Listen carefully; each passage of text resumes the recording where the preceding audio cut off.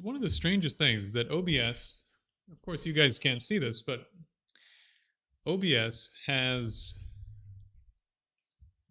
on two different devices, when I'm supposedly in the middle of my screen, my computer is actually like this. And I don't know why. It has to be at an angle for it to come in straight on. It's totally bizarre. But there it is.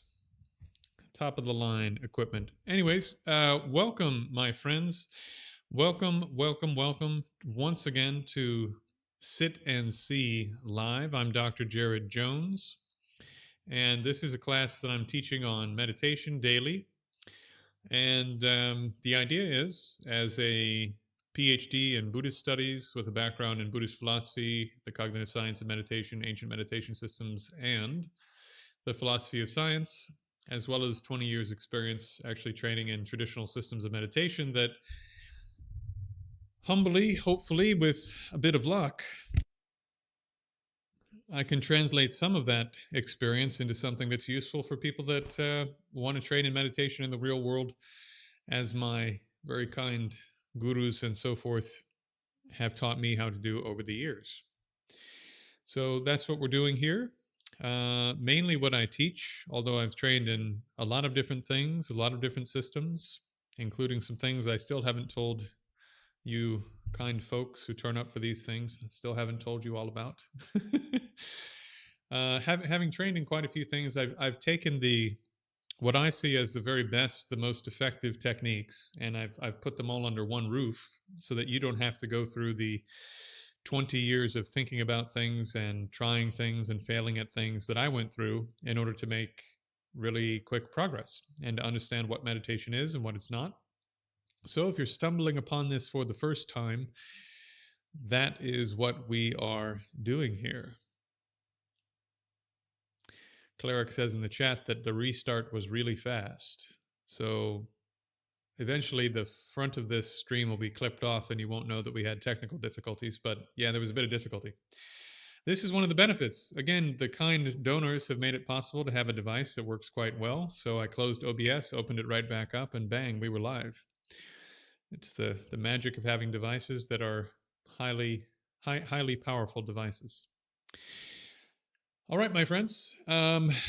As I am wont to do, I'd like to spend the first few minutes taking questions and answers to get whatever's on your mind in terms of your practice off your mind so that we can do our practice. So whatever's on your mind in terms of actual practice and the practices you're doing today, the practices you've been doing this week, let me know and we'll talk about them. And then we can do our session. And as I mentioned, I'll mention again for the people who may stumble in later and rewind the stream and try to catch up and blah, blah, blah. Right after this class, we're doing a live premiere for the first time of the newest video in the series where I'm responding to things around the internet, a series I call Buddhist PhD Responds. And I'm responding to perhaps the best and most prolific Buddhist polemicist on earth, a gentleman by the name of Ravi Zacharias, who made a career out of, Indian-born gentleman who then lived in Canada and the United States. His organization, his foundation, is currently still, even though he passed away, is currently in 15 countries and has operated in 70 countries. He wrote 25 books on religion, Christianity, and the superiority of Christianity over other religions, and was one of the best, despite his personal issues and problems and so forth, which I don't address. That's, of course, I don't like it, but it's not my business, and that's not what I'm doing here. His ability to use story, narrative, logic, reason, to move people's hearts, to motivate them to do things, was exceptional. He was quite good at this, and he knew what he was doing. So I've taken what I see as most of the best arguments that he's ever made, both in print and on video, and I've put them all in one place, besides one argument that I'm going to address later. And I've answered all of them. for your benefit and in about 90 minutes.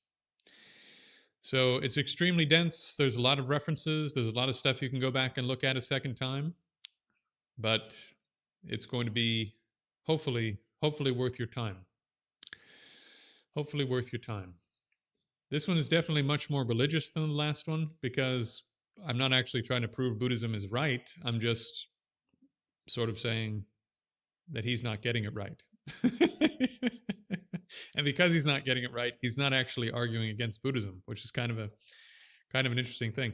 By the way, just so you fine folks know, there's this principle in philosophy, there's this principle in thought, that if you don't know your opponent's position, you don't actually know your own position very well. The reason for this is that learning the positions of other schools of thought gives you more insight into how your school of thought is put together and gives you more insight into the strengths and weaknesses of your school.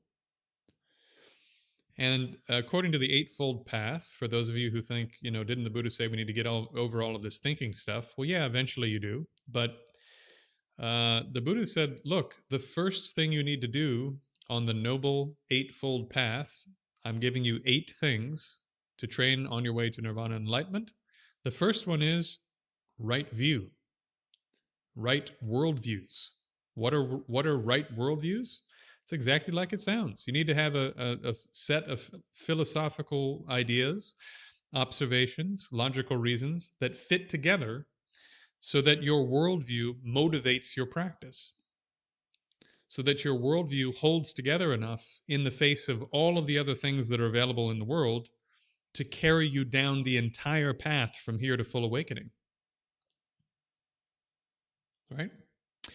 And then when you look at the great meditative texts on training and concentration, do you know what the first piece of instruction they get is? One of the first? Learn the instructions. And learn why you should be doing this and what the benefits are. You want to know why you can't get to your cushion and why you can't make time for meditation and why you keep slipping back and forth? Because you're not motivated to do it. You don't think it's that important. The reason you don't think it's that important because you haven't thought about it enough. So the great masters they're very practical. It's very smart. Like, if you're not motivated to do this, you won't do it. If you don't think about why it's important and what's at stake and what you'll lose out on if you don't do it, then you just won't do it. You'll do it for a while, then quit. You'll make a little progress, then you'll fall back because there's no worldview and no set of reasons that's constantly driving you forward. So this is what right view, the right worldview, and considering the benefits of various courses of action versus the drawbacks of a course of action does for you. And this is that you find instructions like this starting all the way back in the earliest sources we can find, all the way to modern masters giving this kind of advice. It's very practical. We do this with everything, even when we don't mean to. Okay. Pauline asks, Dr. Jones, what is anger? So anger is defined in Buddhist thought, Buddhist psychology, as it's this word pratika. For anyone who speaks Hindi or Sanskrit, my deep apologies for having terrible pronunciation. But this is not quite what's described in Western psychology as anger. So the definition for anger in Buddhism is that the one that's most helpful, I think, is you exaggerate the negative qualities of something when you see it in your perception. So, for example, think about a relationship that you had with somebody that started out really good. They were a friend. It was really nice. They did a bunch of things for you that were nice over a period of time, and then they hurt you really badly. And then for some reason, anytime even a song comes on that reminds you of that person, you have to turn the song off. Which is weird, right? What did the song do? And when someone has the same perfume or the same cologne as that person, you go, ugh. When someone has the same haircut as that person had when they did that thing to you, you go, oh, I don't like this person. Look at their hair. Or if someone dresses the same way as them or has a couple of the same ideas, you go, oh, it's just this person. I don't want to deal with this again. So your mind takes something it doesn't like and it exaggerates it until it's this big thing that actually isn't there. So this is anger, according to Buddhism. And when that exaggeration gets sort of big enough in your perception, then it motivates action. It motivates you saying things and doing things. And yeah, we know from Western psychology that anger it distorts your perception. So this is not just a Buddhist thing. We know it distorts your perception according to Western psychological models. It makes you less perceptive, makes you less able to think clearly through the issues that you're dealing with. And then, of course, from a Buddhist standpoint, it makes you more careless. You're going to. We all know when you get angry, you're likely to say things that hurt people. Sometimes you say things to people in a context where the consequences are really bad for you, like you lose your job, you miss out on opportunities. So I was talking with somebody about this recently. One of the new students in the school course from Singapore. He's a good guy, nice guy. He said, he's missed out on all sorts of things. He's missed out on jobs. He's ruined relationships. So our mind's ability to exaggerate the negative qualities of something until we're willing to harm or damage, even if we need to distort our own perception of the situation to harm or damage or get distance from that thing, we become willing to do, if we get angry enough, we become willing to do whatever it takes to create distance between us and that thing. So this is anger. And it's based upon, in Buddhist psychology, what they call ignorance. And ignorance is the misperception that all of the qualities and the identity of the things that you're interacting with come just from that object alone. So once again, when to use the music example, your friend who hurt you, or your boyfriend, or your girlfriend, or ex-husband, ex-wife, whoever, whatever, that person, because you two loved jazz or you loved some song, once that person becomes the enemy, now the song is also the enemy. Why? What did the song do? So but you think it's the song. When you hear the song, you go, that song is disgusting. It has nothing to do with me. The song is bad. It's the song has this quality now of being wrong. And I want it away from me. Turn it off. Turn it down. I need to get out of here. If you can't turn it down, I'm leaving. So anger exaggerates the negative qualities of things, and the ignorance component sees the negative quality as coming from the thing itself, from over here. It's not, your mind says, oh, it's not from me, it's from that thing. This is why, for example, when you like a piece of music and someone else doesn't like that piece of music, what do? You go, what's wrong with you? Don't you? I mean, I'm sure all of us have done this at some point. What do you mean you don't like? What do you mean you don't like Radiohead? Are you hearing this? What's wrong with you? So this is exaggerated positive perception. Because the goodness, the enjoyableness isn't coming from the music. And in the same way, the badness, the unenjoyableness isn't coming from the music. That's why some people like really bad music.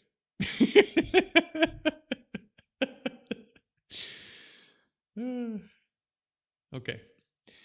So, haven't been too productive meditation-wise. Yeah, I talked a bit about that already, It's just motivation. You need to spend time thinking about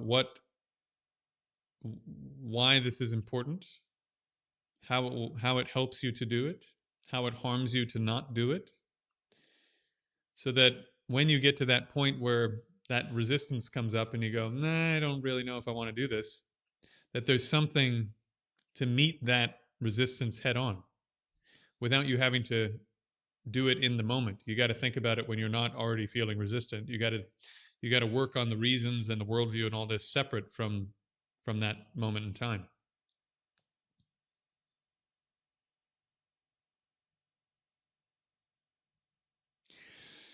Dylan asks, the Buddha tells us to always question our perceptions and beliefs. He also tells us to stick with prescribed worldviews. Okay, I'm actually going to make a whole video on that very thing, because I don't know how many, but let's call it like at least 5, maybe 10 things that people think about Buddhism that are false. That Buddha never taught those things. And one of the things the Buddha never taught is that you should be skeptical about everything. In fact, amongst the worldviews the Buddha rejected in the 62 types of worldviews that the Buddha said are wrong types of philosophy was radical skepticism and agnosticism. The Buddha said this is not just saying that you don't know about everything, can't take you to the destination. So the Buddha actually didn't say that, believe it or not. And then some of you are going, ah, yes, but what about the Kalama Sutra? What about the Kalama Sutta? Didn't he say we need to question everything? Go read that sutta again and read it to the end and tell me that it's about free inquiry. Tell me at what point the Kalama clan does free inquiry in that sutta. Because the whole sutta's conversation happens over the course of about 4 minutes. It's about a 4-minute exchange, perhaps, maybe 6 minutes between the Buddha and the Kalama clan. And the entire time, the Buddha is taking them through a contemplation, not a free inquiry of their own making. The Buddha is taking them through a guided contemplation. And then at the end of the sutta, the entire clan becomes his students.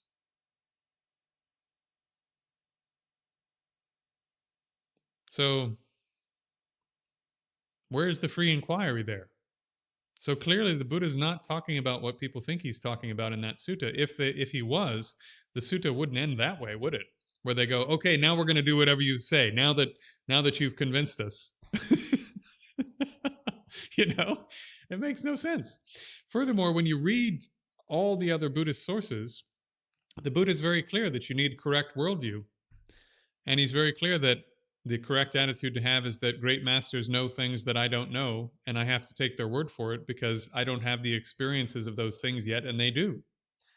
I mean, he says these things flat out. So the Kalama Sutta, for example, is actually saying, and this is important for your practice, the Kalama Sutta is saying, if you haven't accepted any particular religion yet, if you haven't accepted any particular teacher yet, the only thing you have to rely on that isn't on an equal playing field between the various positions. Let me explain. Why can't you go based upon the fact that they have old texts? Because Christianity has old texts. Buddhism has old texts. Buddhism says they have the oldest stuff that goes on forever with 15 Buddhas going back 47 million eons. The Hindus say that they have, I don't know how to pronounce it, but that they have the eternal Dharma coming through the Vedas. Christians say they have the eternal truth coming through Jesus, who's from all time. So you can't rely in making your decision in which religion to follow initially. You can't rely upon the fact that they have old texts, because basically every serious position has old texts. Right? So that's one criteria at the initial stages of trying to decide that you can't use. Well, what about tradition? Well, the Vedic people have, Hindus have tradition. Christians have tradition. Jews have tradition. Buddhists have tradition. Jains have tradition. So since everybody has tradition, you can't just go by the fact that a religion has traditions to decide this is the one I'm going to follow at the initial stages. Here's the fact of the matter. The fact of the matter is, to actually know whether something is true is going to require a huge time commitment on your part. To know whether, as best you can, Christianity is true or not would probably take you 5 or 10 years of practice and study of Christianity to really dive deep and be completely convinced one way or another, right? Same thing with Jainism, Hinduism, etc. So since the amount of work you're going to have to do to figure out 100% if this is true or not is absolutely massive, you don't have enough time in one lifetime to do it all, is the bottom line. And so how do you decide which one you're going to follow before you know if it's true or not? Because you need to dive deeply enough in one of them to find out if it's true, and you have to use some criteria that you have access to right now to make a decision as to which one you're going to dive deeply into. Is this making sense? So the Kalama Sutta is saying, what do you have access to right now that can make the difference in your decision between which one to try out and go deep on and make it and see if it's true versus another one. Because we all have tradition, we all have old texts, we all have the elder masters who say that, in our tradition, who will say, yes, our tradition is the best. Since we all have these things, it's basically on an even playing field. So the Buddha says what you have that is unique is you can look at your experience right now and see if the part of the teachings that are available to your experience in the very earliest possible stage of the training turn out to be true or not. You following me? In other words, I just described anger to you, right? I just told you what anger is. Since I told you what anger is, and it doesn't require 15 years of study and practice to know if that's true, since you can basically look at it right now and go, is this true or not true? This helps you decide whether or not you want to put in the 10 or 15 years it will take to know whether or not rebirth is real, right? And karma is real, and Buddhas are real. If what I'm telling you right now, you can't get some experiential thing where you go, you know what, this part is true and I know it's true from experience. If you can't do that, you don't actually have a good criteria to choose one religion over the other. This is what the Buddha's point is in the Kalama Sutta. But once you've chosen a path, then you're saying, okay, there are people in this path, there are yogis in this path, there are great meditators on this path, for example.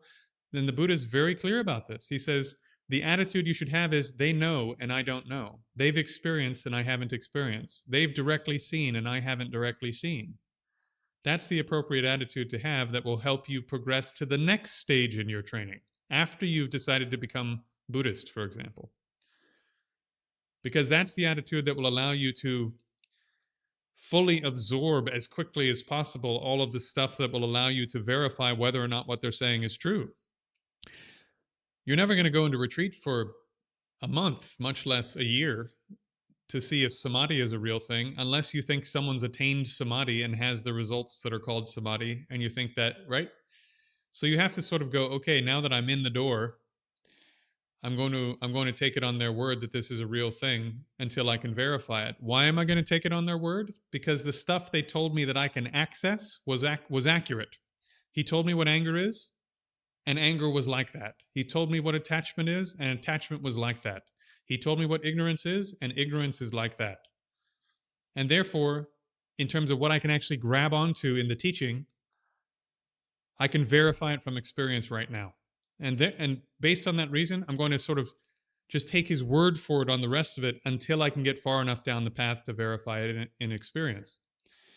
So roughly speaking, this is the point of the Kalama Sutta, not that you need to go through infinite skeptical personal inquiry, which won't ever lead you to a place, for example, where you're going to do enough practice to know whether or not this is true.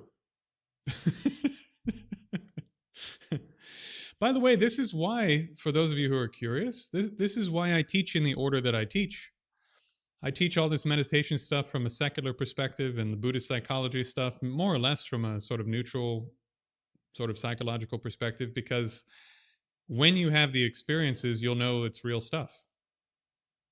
And once you know it's real stuff, you'll have some reason to really think about and consider and want to do the rest of it, right? Okay. What do I think of Krishnamurti? So in the open Q&A, I'll be happy to take more sort of open questions. This session is intended to be meditation directly related to meditation and meditation practice kinds of questions. And humbly, my friends, since we have arrived at 9:05 and the premiere will be at 9:35, I think we should get going on some practice. Ooh. But Night Surfer, come to the premiere for the new video right after the class. After the premiere, there's going to be an open Q&A, and I'll tell you what I think about Krishnamurti, okay?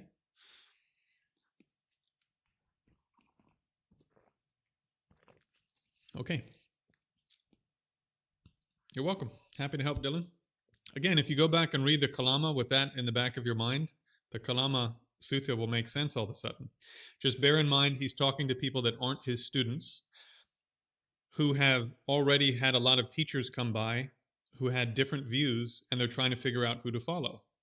And then at the end, they decide to follow the Buddha. And then go read the suttas that are about what he says his students should do, which is totally different advice. So this will make sense out of it. Otherwise, it makes no sense. I agree with you. Okay. So set your posture.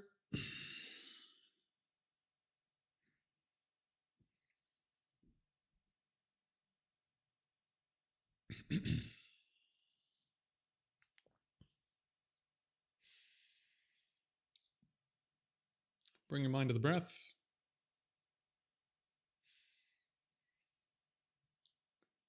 We're going to do intensive breath for a short period. We'll do a rapid body scan, and then we're going to go into opening the sense gates again. So for those of you who aren't familiar with my technique for intensive breath, just do your best to place your mind on the breath with as much force as you can to counteract the great force of your distractions. Think of this like a power lift, like a max out at the gym. Maximum effort, short period of time to rip your mind out of ordinary activity, rip your mind out of ordinary distraction, and place it on a meditative object. This is a skill you need to have mentally to be able to enter into a meditative state quickly. Once you have that skill, then you can do other types of meditation much more easily. And since I'm a little bit excited about the premiere tonight, I think I need a little bit of this practice myself. Okay, here we go. So bring your mind to the breath. Find a patch of skin inside one of the nostrils where you feel the sensations of breathing intensely.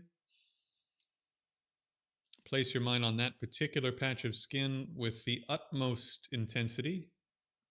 Keep your mind there and count your breath from 1 to 7, 7 to 0. On 0, you can move your body if you need to, but other than that, keep the body completely still. Make no adjustments. Ready? 3, 2, 1. Begin.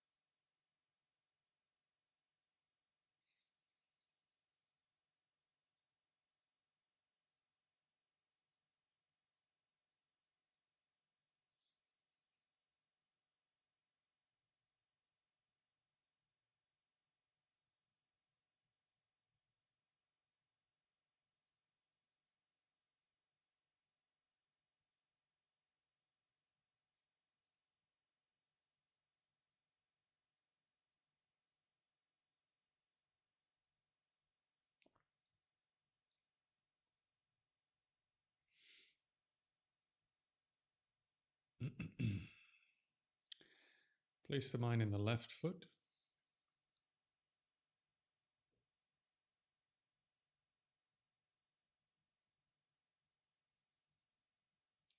For those of you who are new, when I name a particular part of the body or section of the body, don't imagine, don't visualize, don't analyze, don't picture. Simply feel the tactile sensations in that part of the body only. Don't label, don't mentally provide names to what's happening. Just feel the actual sensations there. That's the task. Stretch your mind from the left foot to the left hip. Become aware of the entire left leg.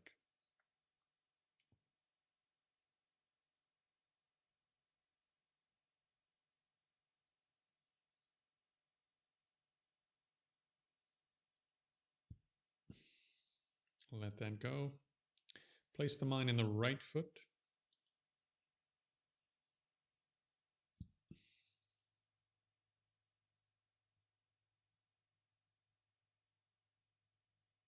Stretch your mind from the right foot to the right hip. Become aware of the entire right leg.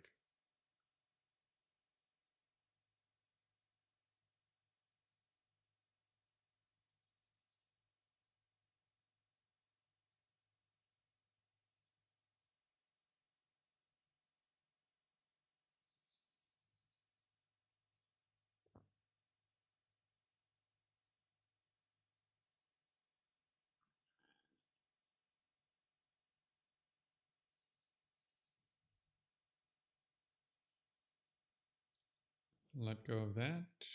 Become aware of the front and the back of the pelvis, including the buttocks in contact with the cushion.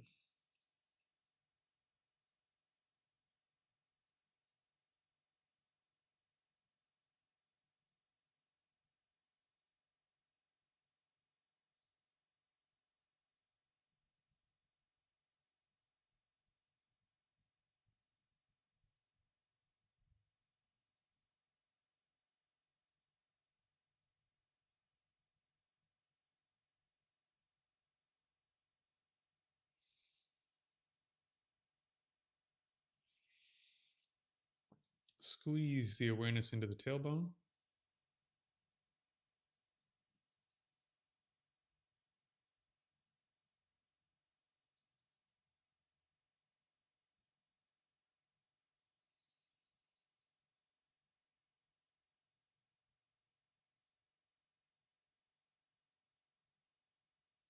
Slide forward to the anus, perineum, and then at your own pace, but relatively quickly, scan through your sexual organ and come to rest when you're finished on the tip or the most sensitive point.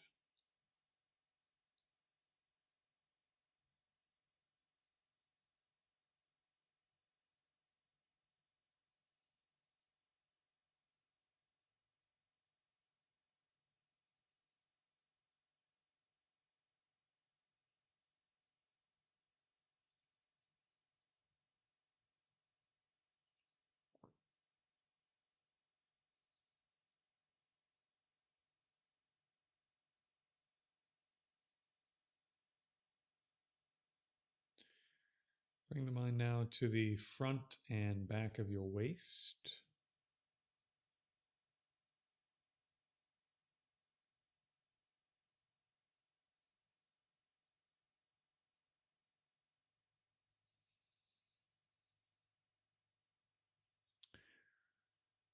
The front and back of the diaphragm belt, which is below the solar plexus but above the waist, stretching all the way around the body.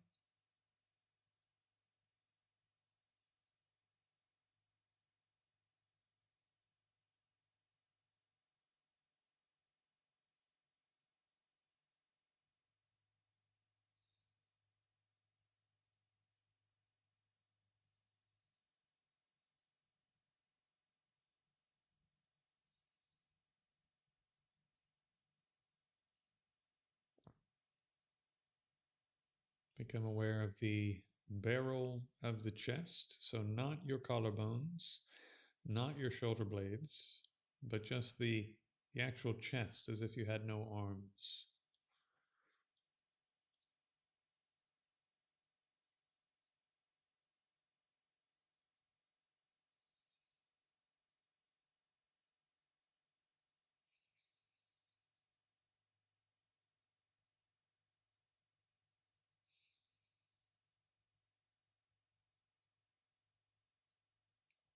Bring the attention to the left shoulder. Start at the top and just add on these parts as I name them. So top, front, left, back, including that shoulder blade, and the armpit. Stretch the awareness down from the shoulder to the left hand and become aware of the entire left arm.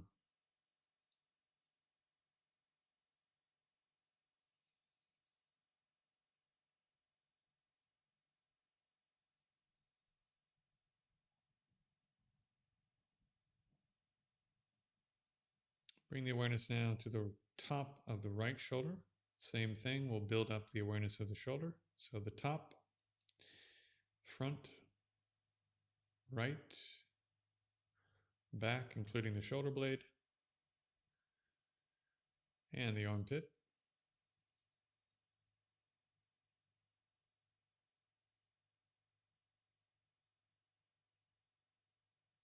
Stretch the awareness down from there, let it reach the right hand, become aware of the entire right arm.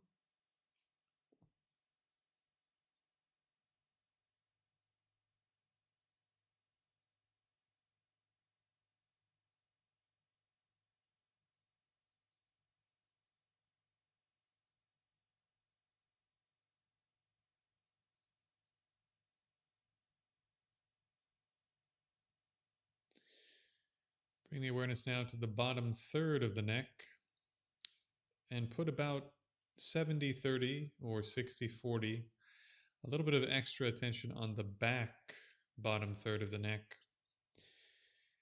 All those connections that run to the top of the shoulder blades, top of the shoulders, the upper back. Just become aware of that bottom third of the neck where a great deal of anxiety, tension, bad posture, etc. collects and causes problems. Don't do anything with it, just become aware of the sensations there.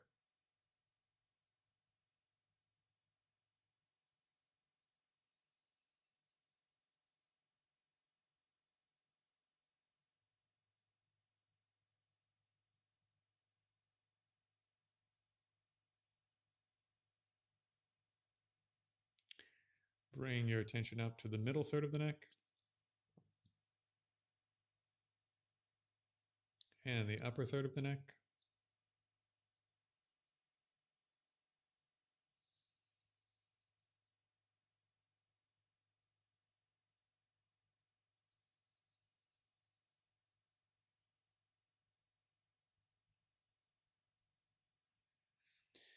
And become aware of the whole skull, jaw,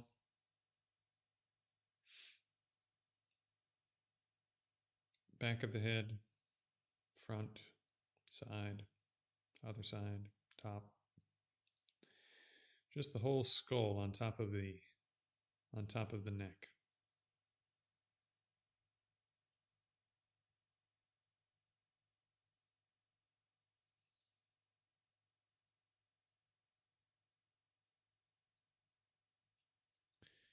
Let your attention pool at the top of the head. And just notice where it naturally wants to pool on the top of the head if you're not forcing it to go to one place. Is there an area where there's more sensation or sensations of movement or that sort of thing? If not, then just let your awareness come to rest on the back third of the skull at the top of your scalp. From there, pull your attention down, keeping the awareness of the top of the skull. Become aware of the left hand and the right hand. Pull it down again, become aware of the left foot and the right foot. Hold the 5 points.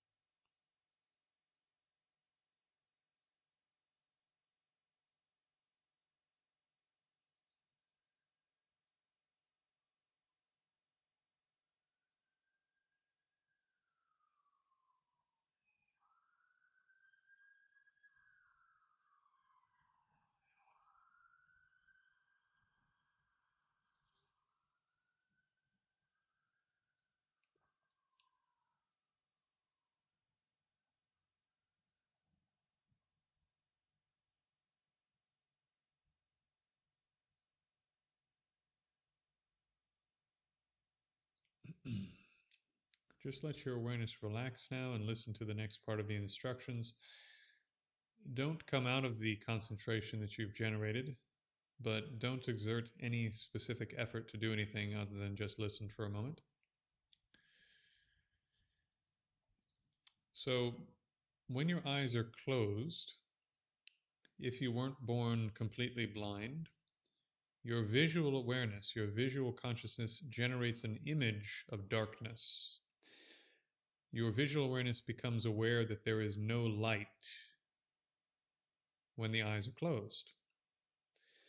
So there's still a visual experience occurring, even when that experience is, I'm not seeing anything. For a person who's completely blind with no activity in the visual cortex of their brain, they don't even see darkness. There's just nothing of vision that occurs at all. Likewise, when we go to open the smell sense gate, the olfactory sense gate, most of the area you're going to be pointing your awareness using smell, there won't be any smells. Furthermore, during the time that you're breathing out, there won't be any smells. But opening the olfactory sense gate doesn't depend upon you smelling something. It depends upon you pointing your awareness in the same way that with your eyes closed right now, for example, you can become aware of the left side. If you try it now, you can become aware of the left side of the darkness that you're seeing, can't you? And you can also shift your awareness to the right-hand side of the darkness you're seeing, and to the top of the darkness you're seeing, and so on and so forth. So there doesn't need to be something appearing in the field for you to move your awareness around inside the sphere or the range of that field. I'm hoping this is making sense. So, likewise, your smell, your ability to smell things is actually right now wide open in every direction. Even though there's no smells occurring, the faculty of smell, the sensory consciousness of smell, is in fact wide open in every direction. You've just never noticed. And even when you're breathing out and the faculty of smell is not active because you need to be breathing in to smell something, that faculty can be wide open, a bit like blinking and having your eyes have darkness for a moment, right? So when you open the faculty of smell, don't try to smell anything in particular. You're just becoming, we could say, making that faculty ready in every direction to smell or become aware of smell that might happen to occur in the direction in which you're attempting to smell. Likewise, when there's nothing to smell, that awareness, sort of like seeing darkness when you close your eyes, is aware that there's nothing of smell occurring in that part of the sphere of olfactory awareness. You see? So like this, you can completely open up the olfactory sense, the olfactory sensory consciousness, even during a time when there's no smells whatsoever. And since we need to tame all 5 of our external senses in order to be able to access consciousness itself, your mind itself, more reliably, we need to learn how to open our olfactory sense as well. Okay, so we're going to try it now. So just by way of analogy, I want you to think of a time when somebody said, "Do you smell that?" And you turn on your nose and you try to smell, and they say, "No, no, it's coming from over there." And you try to smell in that direction, right? This is a thing that we actually do already. We know how to do this. And sometimes you smell and you go, "No, I don't smell anything." But you're very aware that for a moment you turned on your ability to smell in that direction to see if there was something there. And then you were aware that there was nothing in that part of the smell sphere of experience, right? So this is a skill you already have, you just didn't know that you have it, and we're going to make it much more sophisticated and hopefully give you access to what the sensory consciousness of smell actually is, in the same way that we're doing it with the body, with vision, with hearing, and eventually with taste, and finally with consciousness itself. So here we go. So, as if someone said, "Hey, do you smell that thing that seems to be coming from in front of us?" Point your sense of smell out to the front. And nothing needs to appear there. Just point the sense of smell to the front and hold your awareness as if you're trying to smell to the front, even when you're breathing out.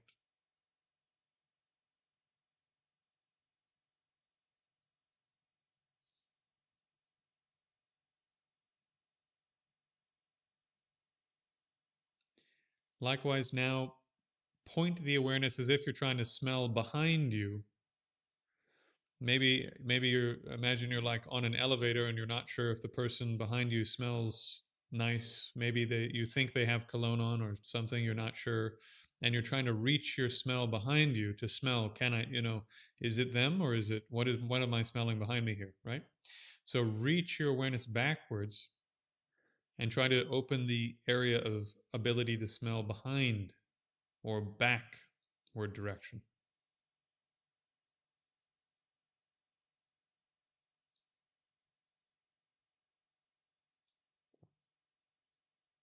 To the left,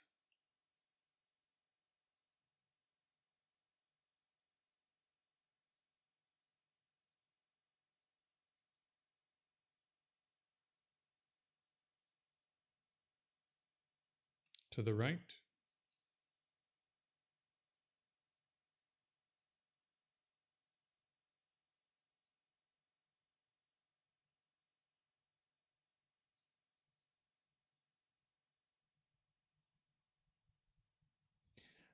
up above,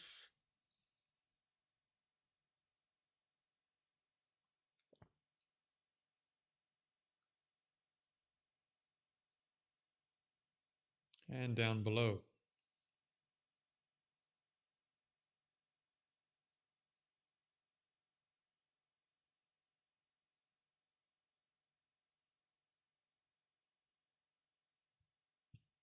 Combining the directions now. If it gets too difficult, just focus on 2 directions or 4 directions. If possible, do all 6 directions, but you may need to build it up because we're not used to doing this with smell. Become aware of front and back.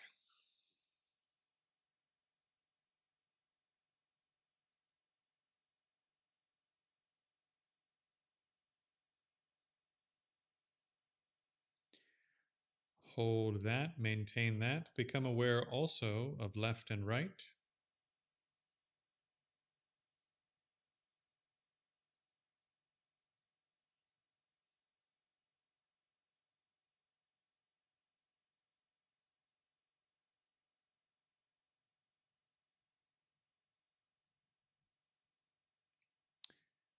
Hold that. If it's already too difficult, just maintain those 4. If you have a little bit more bandwidth, add on up and down.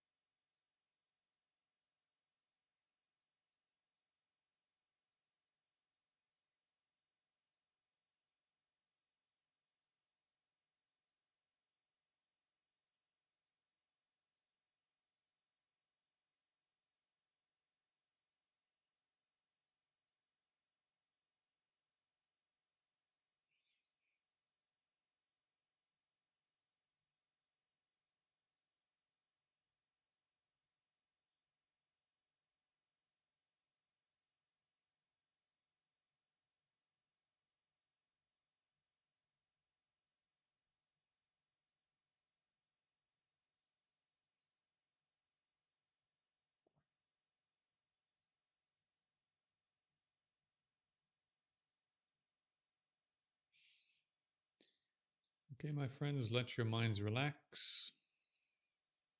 Slowly open the eyes. Transition out of whatever level of concentration you attained a bit slowly, and just observe your mind as you're coming out. And as best you can, look at the layers that sort of build back up as your mind comes fully back online.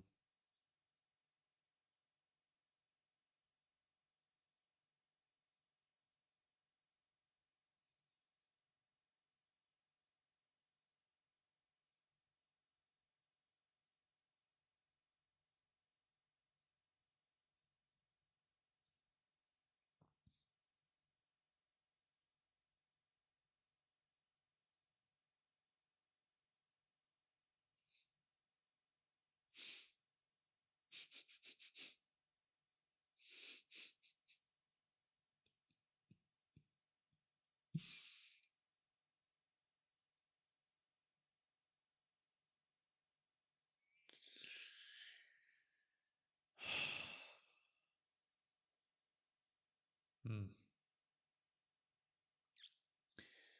Okay, since there will be time to do some Q&A during the premiere, because I think there'll be a chat on the side of the premiere, and since after the premiere there's going to be